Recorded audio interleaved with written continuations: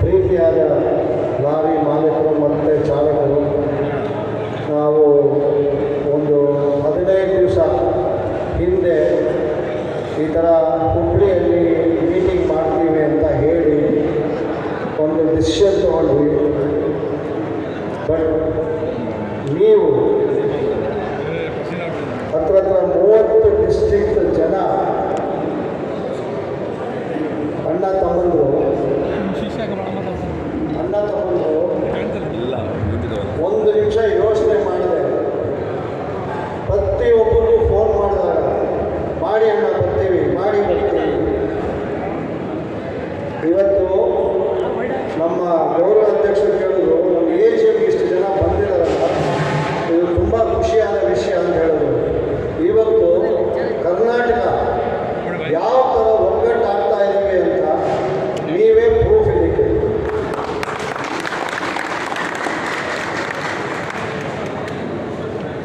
ದೊಡ್ಡವರು ಇದೇ ಕೇಳ್ತಾ ಇರೋರು, ನಮ್ಮ ಲಾರಿ ಮಾಲೀಕರಲ್ಲಿ ಒಗ್ಗಟ್ಟು ಭಾಳ ಕಮ್ಮಿ ಆಗ್ತಿದೆ, ಅದಕ್ಕಾಗಿ ನಾವು ಇಷ್ಟೊಂದು ತೊಂದರೆ ರೋಡನ್ನು ಅನುಭವಿಸ್ತೀವಿ ಅಂತ. ನಾನು 3 ವರ್ಷ ಆಗಿರ್ಬೋದು ಈ ಪದವಿಗೆ ಬಂದು, ಬಟ್ 3 ವರ್ಷದಲ್ಲಿ ನನಗೆ ಇಷ್ಟು ಜನ ಸ್ನೇಹಿತರು, ಇಷ್ಟು ಜನ ಅಣ್ಣ ತಮ್ಮಂದಿರ್ತಾರೆ ಗೊತ್ತಿರಲಿಲ್ಲ. ಇವತ್ತು ಪ್ರತಿಯೊಂದು ಡಿಸ್ಟ್ರಿಕ್ಟಿಗೆ ನಾನು ಫೋನ್ ಮಾಡಿ ಬಂದ್ರಿ ಅಂದರೆ, ಸರ್ ನಾವು ಬಸ್ ಮಾಡ್ಕೊಂಡು ಬರ್ತೀವಿ, ನಾವು ಇದು ಮಾಡ್ಕೊಂಡು ಬರ್ತೀವಿ ಅಂತ ಬಂದಿದ್ದೇವೆ. ಎಷ್ಟು ಕಷ್ಟಗಳಾಗಿದೋ ನನಗೆ ಗೊತ್ತಿಲ್ಲ, ಬಟ್ ನನಗಂತೂ ಯಾವಾಗಲೂ ಧೈರ್ಯ ಬರ್ತೀವಿ. ಯಾವುದೇ ಕೆಲಸ ಮಾಡೋಕ್ಕಾದ್ರೆ ನಾನು ಆಲೋಚನೆ ಮಾಡ್ತಿಲ್ಲ. ಈಗ ಮುಂಚೆ ಧೈರ್ಯ ಇರಲಿಲ್ಲ. ಈಗ ನಿಮ್ಮ ಸ್ಟ್ರೆಂತ್ ನೋಡೋಕೆ ಹೋದರೆ ನಮ್ಮ ತಮಿಳ್ನಾಡವರು, ಆಂಧ್ರದವರು, ಕೇರಳದವರು, ನಮ್ಮ ತೆಲಂಗಾಣದವರು ಬಂದಿದ್ದಾರೆಲ್ಲ. ಅವರು ಹೇಳ್ತಾರೆ, ನಿಮ್ಮ ಕರ್ನಾಟಕದಲ್ಲಿ ಹೆಂಗೆ ಇಷ್ಟು ಜನ ಇಷ್ಟು ಒಗ್ಗಟ್ಟಾಗ್ತೀರ ನೀವು ಅಂತ. ಇದು ನಿಮ್ಮ ಅವರಿಗೆ ಆಶ್ವಾಸ ಇದೆ. ಈ ಥರ ನಾವು ಇಷ್ಟು ಒಗ್ಗಟ್ಟಾಗಿದ್ದೀವಿ, ನಿಮ್ಮ ಸ್ನೇಹಿತರಲ್ಲಿ ನೀವು ಒಗ್ಗಟ್ಟಾಗಿ ಅಂತ ನಾವು ಹೇಳೋದು ಬಂದಿದ್ದೀವಿ. ಈ 106/1, 106/2 5-6 ಸ್ಟೇಟ್ ಇದ್ದೀವಿ. ಯಾರ ಕೈಯಲ್ಲಾದರೂ ಕಾಲ್ ಕೊಡೋಕ್ಕೂ ಆಗಿಲ್ಲ. ನಾವು ಕಾಲ್ ಕೊಟ್ಟಾಗ ಸೆಂಟ್ರಲ್ ಇಂಟೆಲಿಜೆನ್ಸಿಂದ ಫೋನ್ಗೆ ಬಂದು ಯಾಕೆ ಅಂತ ಅವಾಗ ಎಕ್ಸ್ಪ್ಲೈನ್ ಮಾಡಿದ್ವಿ. ಡೆಲ್ಲಿಗೆ ಹೋಗಿ ಕೂತ್ಕೊಂಡು ಲಾ ಮಿನಿಸ್ಟರ್ ಯಾರು ಈ ಲಾ ಮಾಡ್ತಾರೆ ಅವರು ಕೂತ್ಕೊಂಡು ವಿಚಾರಣೆ ತಿಳಿಸಿ ಅದಕ್ಕೆ 106/2 ತೆಗೆದು. ಯಾಕಂದರೆ 304A ಆಲ್ರೆಡಿ ಇದೆ. ಇದ್ರ ಮೇಲೆ ಏನಕ್ಕೆ ಸರ್ ಇದು ಇಲ್ಲದೇ ಇರೋರಿಗೆ ಪವರ್ ಕೊಟ್ಟು ಈಗಲೇ ನಾವು ಅನುಭವಿಸೋಕ್ಕಾಗ್ತಿಲ್ಲ ಲಾರಿಯವರು, ಅದ್ರ ಮೇಲೆ ಇಲ್ಲದೇ ಇರೋ ಪವರ್ ಇವ್ರಿಗೆ ಎಕ್ಸ್ಟ್ರಾ ಪವರ್ ಕೊಟ್ಟು ನಮ್ಮನ್ನು ಪೀಡಿಸಿ ಜೋಡಿಸೋದಕ್ಕೆ ಅಂತ ಇದು ಮಾಡ್ತೀರಾ ಅಂತ. ನಮ್ಮ MLA ಸಾಹೇಬರು ಬಂದಿದ್ದಾರೆ. ಸರ್ ನಮ್ಮ ರಿಕ್ವೆಸ್ಟ್ ಏನಂದರೆ, ಕಂಪ್ಲೇಂಟ್ ಅಲ್ಲ ಸರ್, ನಾವು ಮಾತಾಡೋದು ಹೀಗೆ, ನಮ್ಮ ರಿಕ್ವೆಸ್ಟ್ ಇದು, ನೀವು ಅಸೆಂಬ್ಲಿಗೆ ಹೋದಾಗ ನಮ್ಮ ವಿಷಯಗಳನ್ನು ಹೇಳೋದು ಭಾರಿ ಮುಖ್ಯ ಆಗುತ್ತೆ.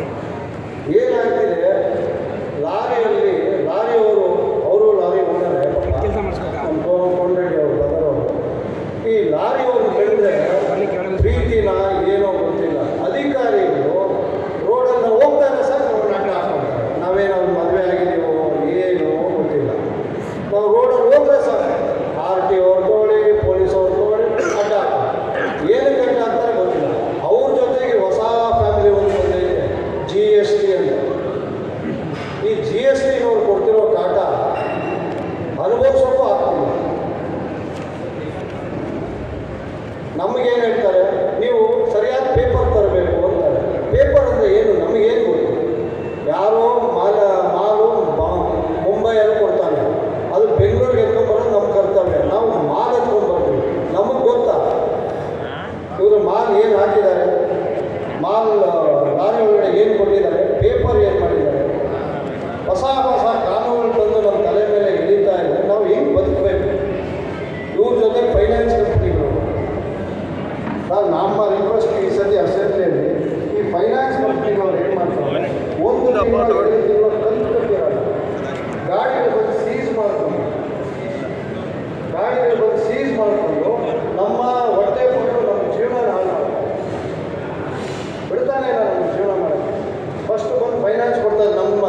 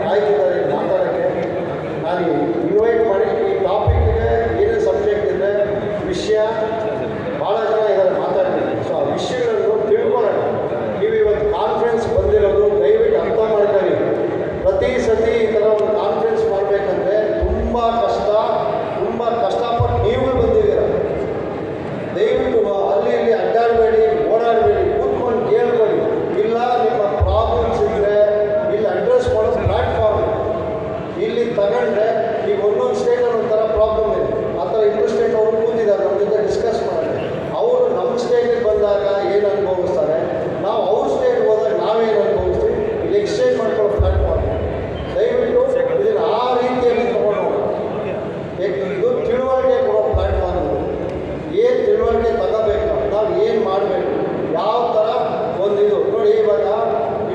ಇವಾಗ ಡಿಸ್ಟ್ರಿಕ್ಸಲ್ಲಿ ಎಲ್ಲ ಪ್ರೆಸಿಡೆಂಟ್ ಸೆಕ್ರೆಟರಿಗಳು ಇದ್ದಾರೆ.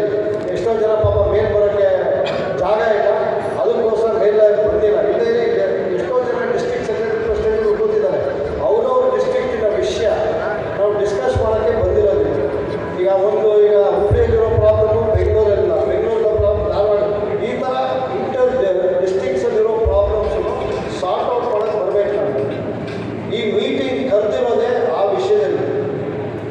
ನಮಗೆ ಮೋಸ್ಟ್ ಇಂಪಾರ್ಟೆಂಟ್ ಥಿಂಗ್ ಈ ಮೀಟಿಂಗ್ನ ಯಾವ ಥರ ಮುಂದುವರಿತಿದ್ದೀವಿ, ನಾವು ಒಂದೊಂದು ಮೀಟಿಂಗಲ್ಲಿ ಎಷ್ಟು ಮುಂದುವರಿತಿದ್ದೀವಿ, ಯಾವ ಥರದ ತಿಳುವಳಿಕೆ ಬಂದರೆ. ಆಮೇಲೆ ತುಂಬ ಮುಖ್ಯವಾದ ವಿಷಯ, ಲಾಯರ್ ಆನ್ ದ ಸ್ಪಾಟ್ ಅಂತ ನಾವು ಬೆಂಗಳೂರು ಮೀಟಿಂಗಲ್ಲಿ ಅವ್ರನ್ನ ಕರೆಸಿದ್ದೀವಿ. ಇವತ್ತು ತಿರ್ಗಾ ಮನುಷ್ಯ ಬಂದಿದ್ದಾರೆ. ಆ ಮನುಷ್ಯ